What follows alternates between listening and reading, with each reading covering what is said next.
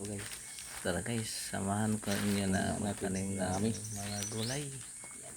Ito, mag-umpisa na tayo magtanim ng gulay para tayo ay may makain, may mahintay.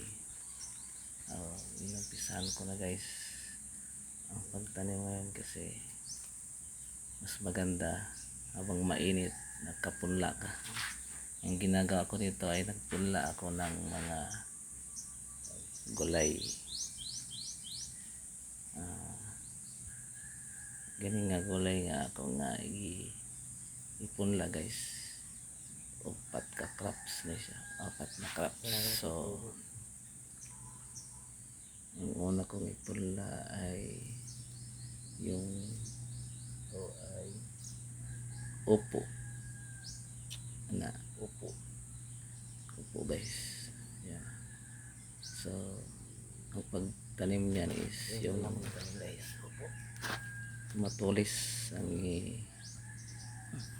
ibaon, yung matulis na party, matulis buto ng upo, ibaon mo konti lang yan, ibaon natin ganyan lang guys. So ganun pa rin, ulitin pa rin yan. Yan, matulis ang ating iunang ibaon. Yan, ganyan lang tanim guys. So may apat tayo na crops. Una, upo ang ating tanim, ipunla. Bubunutin natin yun guys pagka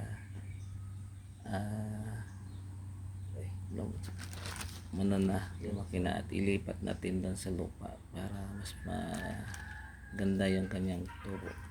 Pangalawang crop o pangalawang buto na ating ipunla is sitaw guys. Sitaw masarap yan, adobo. Kahit ano ilalagay sa sinigang. Yan, sitaw guys. Yan, sitaw guys. Konti lang guys kasi para lang naman sa pang sarili mo na. Mas maganda kasi tanim tayo para okay mo lang konti. Pagdating ng anihan at namunga, mayroon tayong makakain. Diba guys? Mindset lang yan. Kailangan lang din ng diskartihan lang guys sa buhay. So yan, tatanim ko na. Pagtatanim yan guys is konting baon lang sa lupa yung buto. Hindi mo ibaon ng ibaon, konting baon lang, diin mo lang konti tapos takpan. Ganun lang pagtanim kasi pagka binaon mo yan ang maigi, matagal yan na tumubo kasi malalim, dapat mababaw lang para mas mabilis tumubo. Ganyan ang pagtatanim guys. So yan, tapos na yan, bunubunutin pa rin natin yan dyan sa pupunlaan natin at ilipat natin yan sa lupa. Ang pangalawa kong crop guys is pichay. So ang pichay guys madali lang itanim yan, spread mo lang yan, buod mo lang tapos yun na, kita nyo to guys pag lumaki, buod at itong iba nyan pagka marami guys ililipat natin, pero yung iba dyan na yan, hindi na natin ililipat. So makikita nyo guys pagdating ng mga ilang araw atin itong susubaybayan. Yan, binulburan ko yung apat na punlaan ko ng pichay kasi buto na pichay, maraming buto, kaya ubusin na natin para makapahagi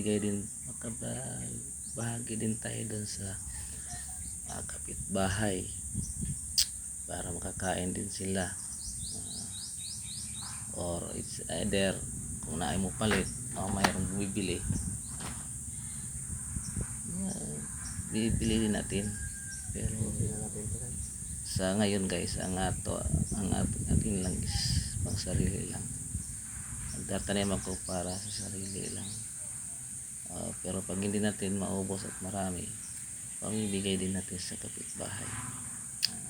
Marami naman akong kapitbahay dito, yung mga kamag-anak. Ganyan lang. Hindi lang sa sarili mo, kundi yung mga iba din na nakapalibot sa iyo. Mabibigyan pagka masipag ka, pagka magtanim ka, at pagdating ng anihan at pwede na siyang anihin at may bunga, makakain ka na. So hindi ka na maghirap magbili ng mga ulam-ulam kasi meron ka ng ulam, kaysa bilihin mo pa yan doon sa market or sa merkado or sa palengke. Mahal na yan, guys.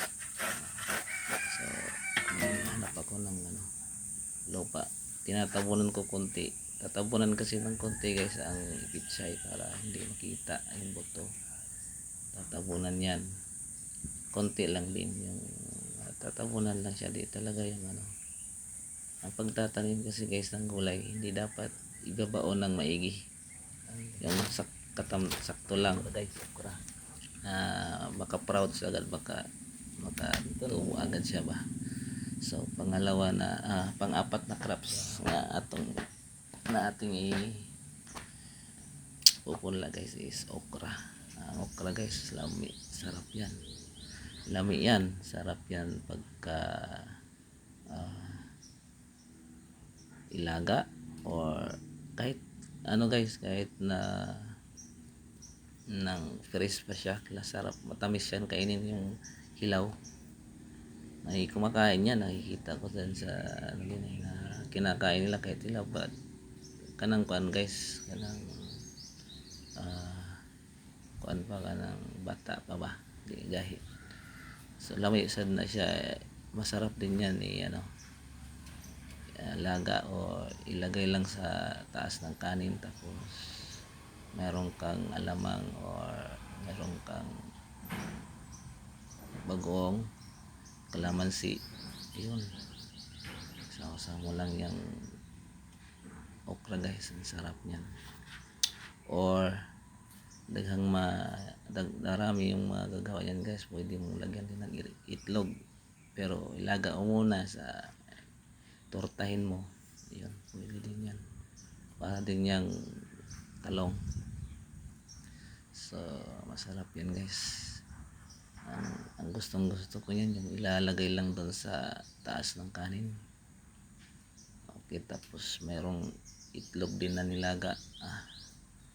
Okay, tapos yung agahan, tapos yung breakfast, sarap. So ayan, guys, sa pagtatanim, magtsatsaga lang talaga tayo, kasi pagdating ng anihan o pagdating na mayroon ng bunga,